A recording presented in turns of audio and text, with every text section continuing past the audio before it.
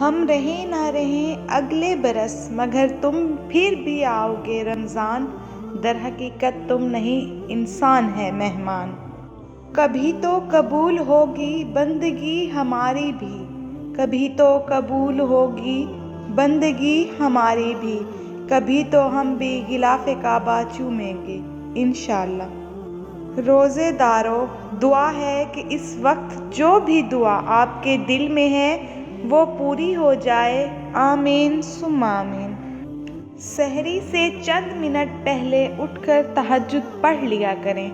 جب کوئی مسلمان تہجد پڑھتا ہے تو اللہ اسے دیکھ کر مسکراتا ہے۔ مومنوں کو ہے بے صبری سے تیرا انتظار، اے ماہ رمضان، اے ماہ رمضان۔ حقیقی خوشی تو یہ ہے کہ رمضان المبارک آ رہا ہے، الحمدللہ ثم الحمدللہ۔ رمضان کا مہینہ ہو، سامنے حرم ہو اور میرا روزہ ہو۔ لوگ اس رمضان بہت کچھ مانگیں گے، اے پروردگار میرے ہر نیک عمل کو میرے والدین کی بخشش کا ذریعہ بنانا، آمین ثم آمین۔ جان لو کہ اللہ ہی کے ذکر سے دلوں کو اطمینان نصیب ہوتا ہے۔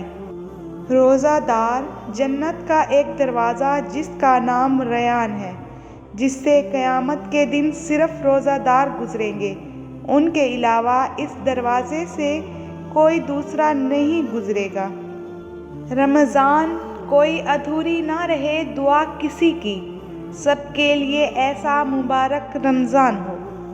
پھول تو بہت ہیں مگر گلاب کی بات ہی اور ہے، مہینے تو بہت ہیں مگر ماہ رمضان کی بات ہی اور ہے۔